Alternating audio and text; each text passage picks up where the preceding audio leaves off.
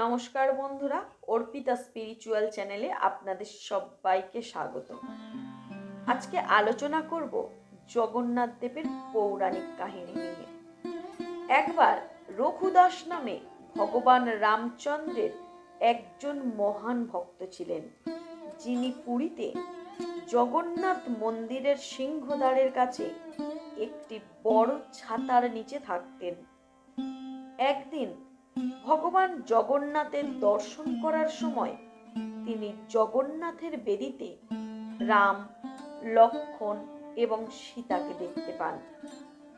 সেই মুহূর্ত থেকে তিনি নিশ্চিত হয়েছিলেন যে ভগবান জগন্নাথ ভগবান রামচন্দ্রের থেকে আলাদা নন এবং ভগবান জগন্নাথের প্রতি বন্ধুত্বপূর্ণ প্রেম বা সাক্ষ্য রস গড়ে তোলেন।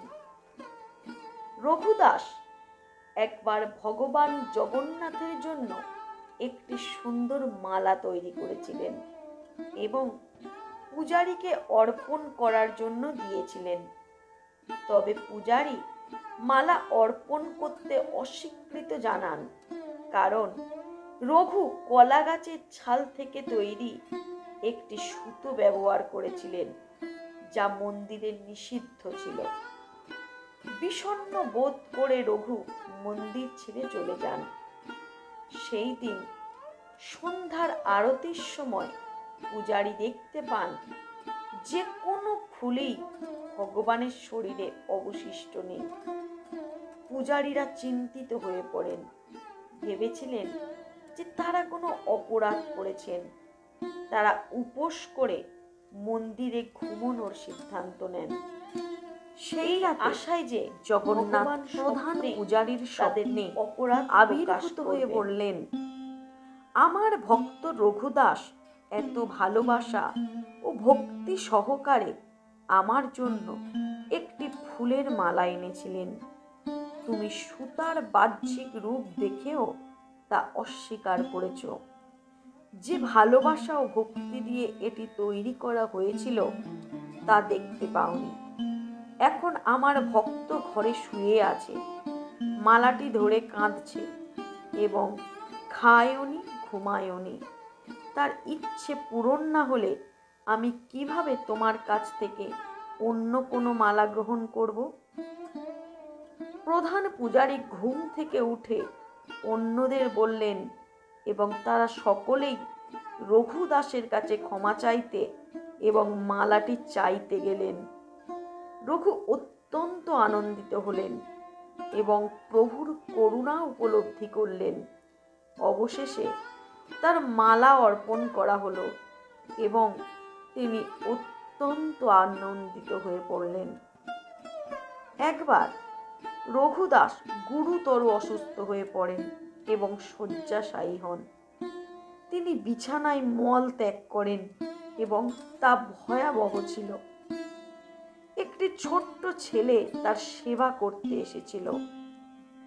তার শরীর পরিষ্কার করে চন্দন কাঠের পেস্ট এবং পুর লাগিয়ে ভগবান বললেন, হ্যাঁ, আমি তোমাকে সহজেই আরোগ্য করতে পারবো, কিন্তু আমি চাই তুমি তোমার সমস্ত প্রারব্ধ কর্ম থেকে মুক্ত হও, যাতে তুমি এই জীবনের শেষে আমার ধামে ফিরে আসতে পারো। এছাড়া তোমার জানা উচিত যে আমার ভক্তরা যেমন আমার সেবা করে আনন্দ পান, তেমনি আমিও আমার ভক্তদের সেবা করে ঠিক ততটাই আনন্দ পাই। আমার এবং আমার ভক্তের মধ্যে কোনো পার্থক্য নেই। এইভাবে ভগবান জগন্নাথ রঘুদাসের সাথে তার ঘনিষ্ঠ সম্পর্ক প্রকাশ করেছিলেন। রঘু ছিলেন খুবই সরল, ছোট ছেলের মতো স্বভাবের এবং ভগবান জগন্নাথের সাথে তার সম্পর্ক ছিল খুবই বন্ধুত্বপূর্ণ। কখনো কখনো ভগবান বালকের আকারে তার কাছে আসতেন এবং তারা একসাথে খেলাধুলা করতেন। মানুষের সাথে এটা সুপরিচিত ছিল যে ভগবান রঘুর সাথে খেলতে আসেন। সকলেই রঘুকে সম্মান করত এবং তিনি ভগবান জগন্নাথের বন্ধু হিসাবে বিখ্যাত হয়ে ওঠেন। এইবার আলোচনা করব জগন্নাথের প্রিয় ভক্ত কাঁঠাল চুরির গল্প নিয়ে। একবার ভগবান জগন্নাথ রঘুর কাছে এসে তাকে বললেন রাজার বাগান থেকে কাঁঠাল চুরি করতে। রঘু বলল, তুমি কেন কাঁঠাল চুরি করতে চাও?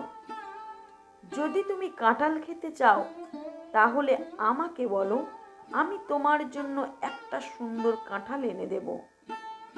ভগবান জগন্নাথ দেব বললেন, এইভাবে আমি আমার ভক্তদের কাছ থেকে সব কিছুই পাই। আসলে আমার কাছে সব কিছুই আছে। মা যশোদা আমাকে অনেক মাখন খাওয়াতেন এবং আমাকে আনন্দও দিতেন। তবুও আমি অন্যদের বাড়িতে মাখন চুরি করতে যেতাম। চুরি করা জিনিস খাওয়ার মধ্যে একটা বিশেষ আনন্দ আছে। আজ আমি চাই তুমি চুরি করার সেই আনন্দ উপভোগ করো। দয়া করে আমার সাথে এসো। অসহায় রঘু প্রভুর প্রস্তাবে রাজি হয়ে তার সাথে গেল। তারা রাজার বাগানে প্রবেশ করল এবং জগন্নাথ রঘুকে গাছে উঠতে নির্দেশ দিল, আর তিনি মাটিতে দাঁড়িয়েছিলেন। রঘুকে সবচেয়ে ভালো এবং সবচেয়ে বড় কাঁঠালটি তুলে জগন্নাথের ধরার জন্য ছুঁড়ে ফেলতে বলা হয়েছিল। রঘু নির্দেশ অনুসরণ করেছিলেন, কিন্তু যখন সে কাঁঠালটি ছুঁড়ে ফেলল তখন জগন্নাথকে কোথাও দেখা গেল না। কাঁঠালটি মাটিতে পড়ে গেল বিকট শব্দে এবং ফেটেও গেল। শব্দ শুনে রাজার মালি ছুটে এসে কাঁঠালটি দেখতে পেল এবং গাছে রঘুদাসকে দেখতে পেল। মালি ঘটনাটি রাজাকে জানালো, যিনি অবাক এবং অবিশ্বাসী হয়ে তার মন্ত্রীদের সাথে বাগানে গেলেন। গাছে রঘুদাসকে দেখে রাজা জিজ্ঞাসা করলেন, প্রভু, তুমি যদি মাঝরাতে কাঁঠাল খেতে চাও তাহলে কেন তুমি মাঝরাতে আমার বাগানে এসে গাছে উঠেছিলে?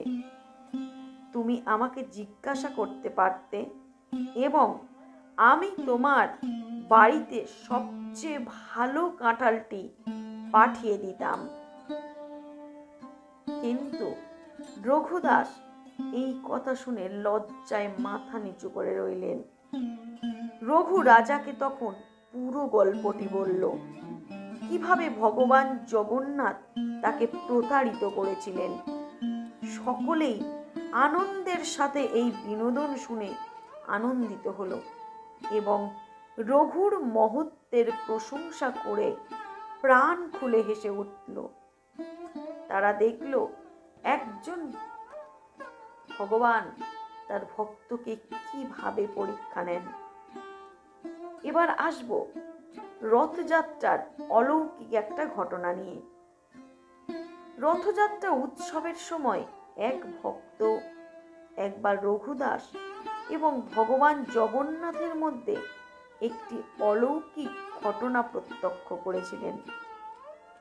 রথের উপরে ভগবানরা তাদের আসন গ্রহণ করেছিলেন এবং রাজা রাস্তা পরিষ্কার করার পরে রথটি চলার জন্য সবকিছু প্রস্তুত করছিলেন।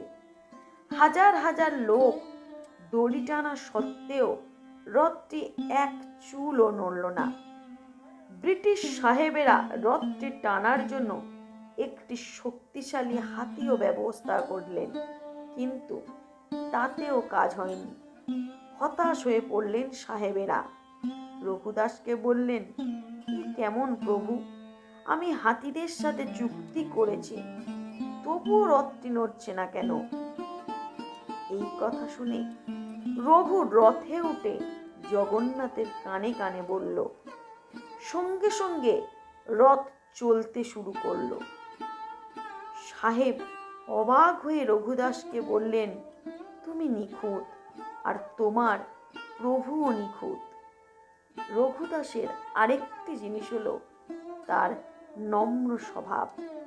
রঘুদাস যেখানেই থাকতেন তিনি যে কেউ প্রসাদ গ্রহণের জন্য বাইরে একটি পাত্র ভর্তি প্রসাদ রেখে যেতেন।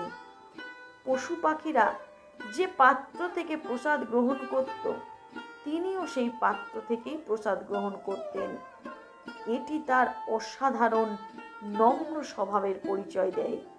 রঘুদাস ভগবান জগন্নাথের অত্যন্ত প্রিয় ছিলেন এবং তার সাথে ঘনিষ্ঠ বন্ধুত্বপূর্ণ সম্পর্ক ছিল।